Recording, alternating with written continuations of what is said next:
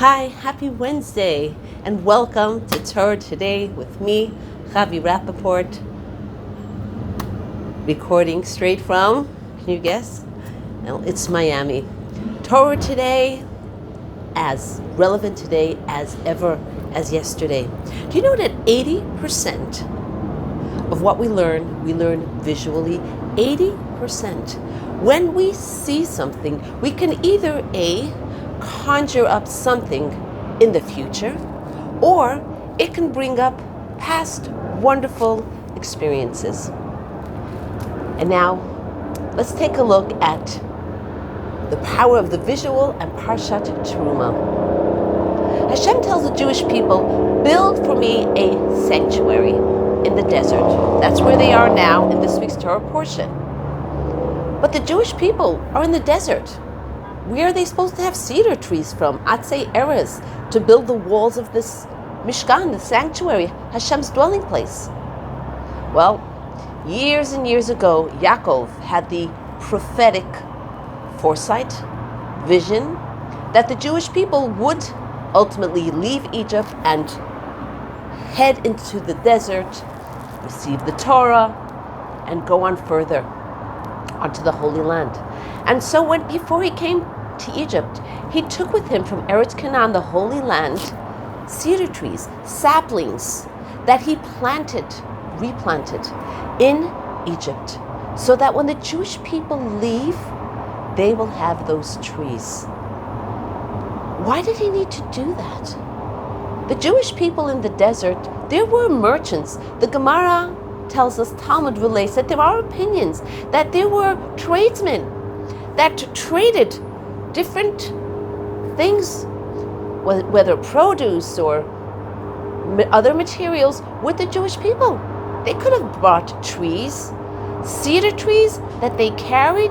You know, they were 16 and a half inches, feet, that is actually, in height, and almost 2 feet in width.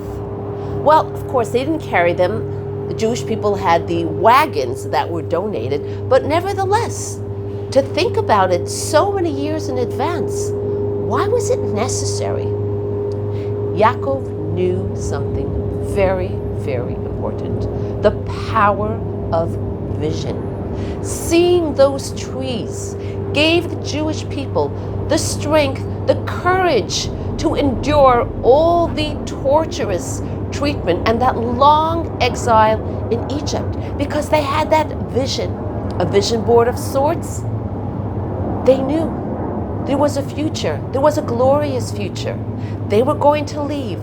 They were going to go towards Sinai and build a beautiful dwelling place for God, using those cedar trees. And Yaakov knew, even though they passed on the message, Pakod yifkod elikim etchem, God is going to remember you, dear children. It wasn't enough. They needed that visual to actually give them the courage, the impetus to endure and to forge ahead despite the difficult, arduous years, slavery they had to endure. And now, how powerful that is for us. Here's the idea. You know, entrepreneurs, motivational speakers, and coaches speak so much of a vision board. Make your goal visual. Have a vision board. What are some of your goals? They might be small goals. Maybe it's just a dream vacation I'm saving up. Put up a picture.